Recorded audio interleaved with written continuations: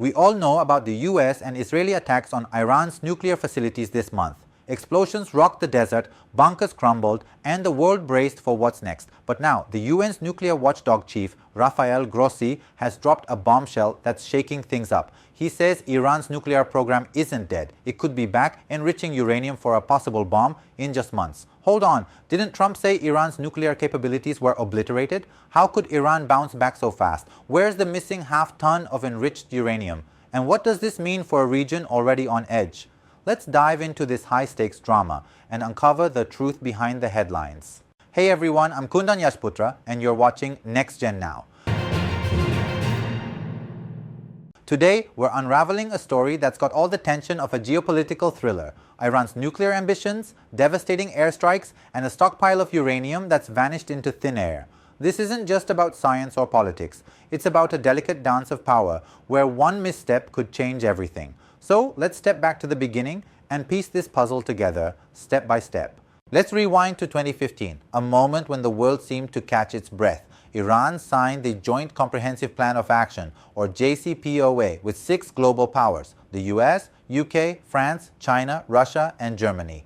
The deal was a lifeline. Iran agreed to cap uranium enrichment at 3.67%, enough for civilian power plants but nowhere near weapons grade, and to open its doors to IAEA inspectors. In return, economic sanctions that had choked Iran's economy would be lifted. It was a rare win for diplomacy in a region where trust is hard to come by, but like a house of cards in a windstorm, it didn't hold. In 2018, then-President Donald Trump yanked the US out of the deal, calling it too soft on Iran's path to a bomb. He slammed sanctions back on, crippling Iran's oil exports and economy. Iran, feeling cornered, pushed back. By 2021, they were enriching uranium at Fordo, a fortress-like facility buried under a mountain. By this year, the IAEA reported Iran had stockpiled over 400 kilograms of uranium enriched to 60% purity, dangerously close to the 90% needed for a nuclear weapon. That's enough, if refined further, for about 9 bombs. Picture a few duffel bags holding material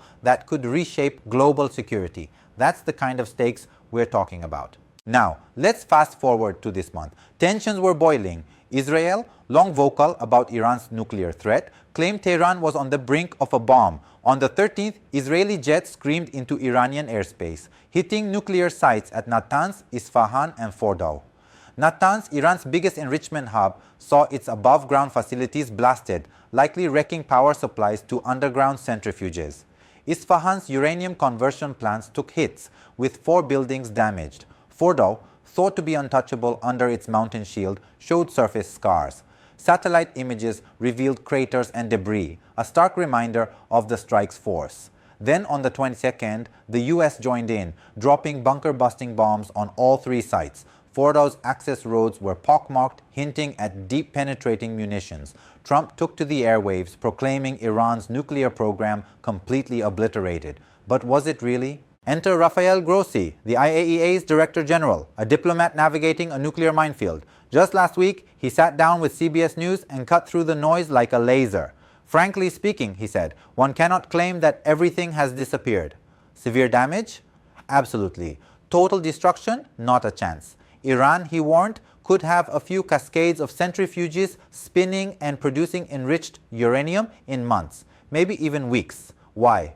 Because Iran's not just buildings and machines, it's a deep well of scientific know-how and industrial muscle.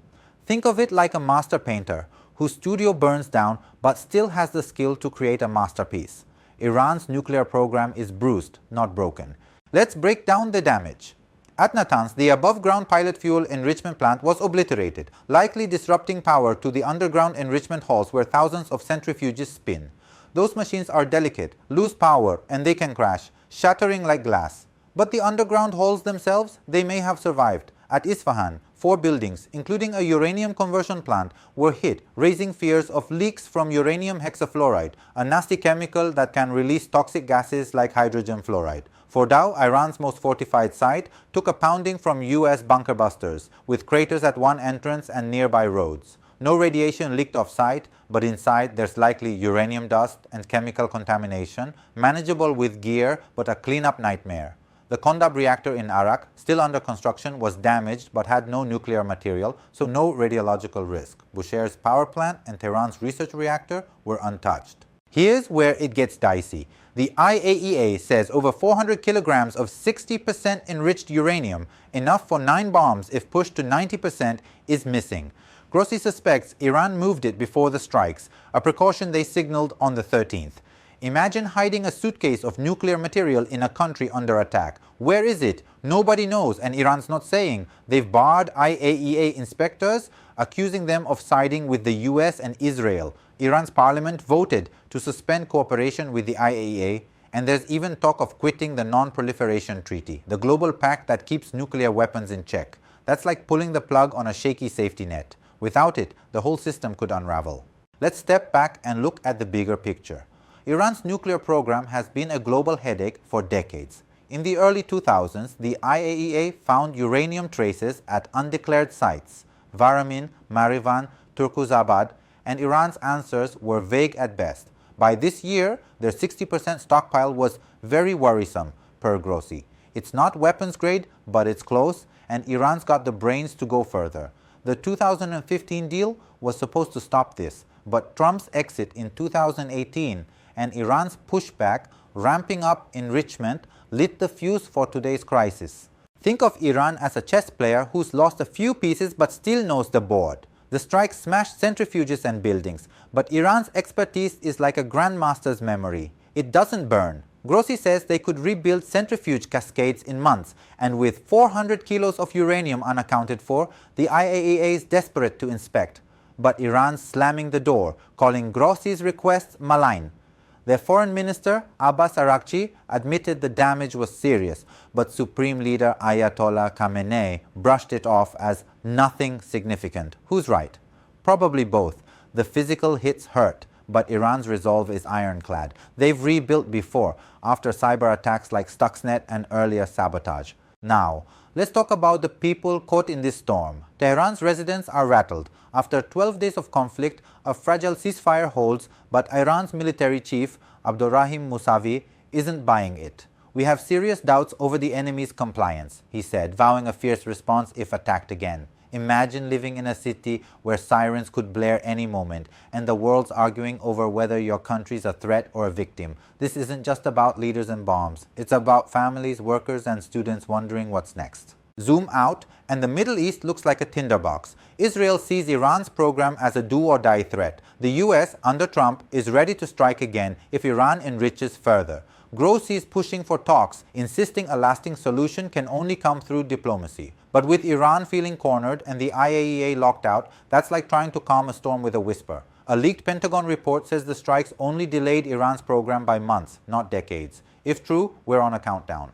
What's the worst case? If Iran restarts enrichment and hits 90% purity, we're talking nuclear weapons territory. That could spark a regional arms race. Saudi Arabia, Turkey, maybe others might want their own nukes. The NPT could crumble, turning the Middle East into a nuclear chessboard. But there's a glimmer of hope.